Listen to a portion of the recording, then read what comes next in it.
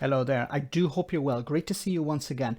Now, Boris Johnson's business secretary, Kwasi Kwarteng, was interviewed by the BBC about Boris Johnson lying in the House of Commons. Now, I know it's impossible. Boris Johnson is probably, if not the most honest person in the House of Commons. So the idea that Boris Johnson would be lying about figures, about crime, is just absurd. But he was challenged anyway. Let's hear what he had to say. Why did he say in Parliament this week as well that the government is cutting crime by 14% when that's not true?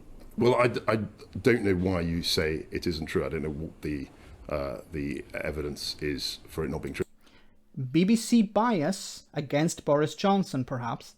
All I know is that certainly on the doorstep, people are saying that there is progress being made. Exactly.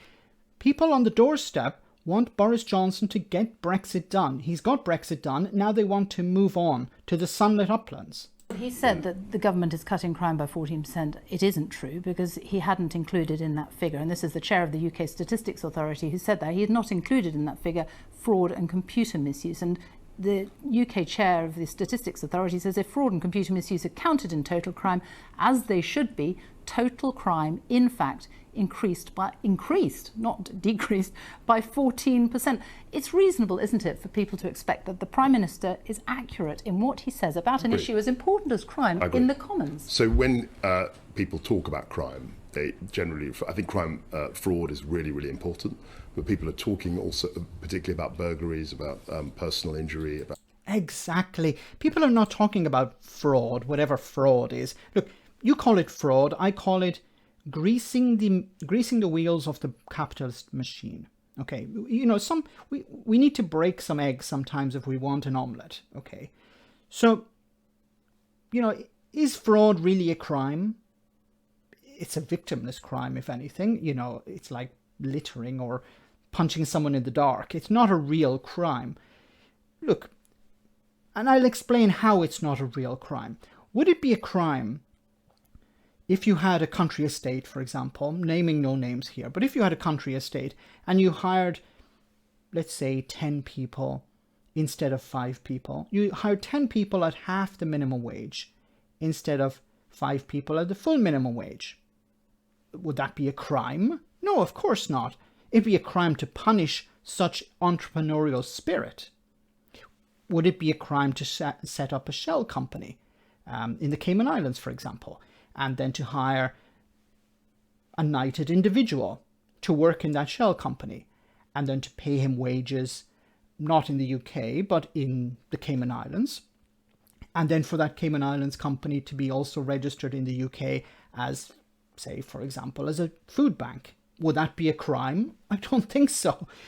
Would it be a crime for a member of the House of Lords to, say, set up a company on a Friday, make a donation to the Conservative Party on Saturday, have lunch with the Prime Minister on Sunday, and then order PPE for the NHS on a Monday? I don't think that's a crime. You know what really is a crime, though? A young man having his career destroyed. That would be a crime.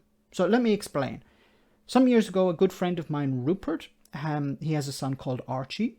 Well, Archie was in a bit of bother, and he drove his Aston Martin into a police car. He was driving up a one-way street, and he was 5 times over the legal limit, whatever that means. But luckily for everyone involved, Rupert, his father, and I attend a gentleman's club. And you would not believe who also attends that gentleman's club. The former Attorney General. So to cut a long story short, Archie's career is flourishing. He's doing something extremely important for society. Threadneedle Street would not be the same without him. Now, I think we need to focus on real crime. Things like old ladies getting their handbags snatched. We need to focus on real crimes like people trespassing on country estates. We need to focus on real crime like people who are claiming benefits but have flat screen TVs and mobile phones, while at the same time claiming to be poor. These are real crimes. And I think it's important for the Prime Minister Boris Johnson to leave out things that are not crimes in the official figures. So let me know what you think. Thank you for watching.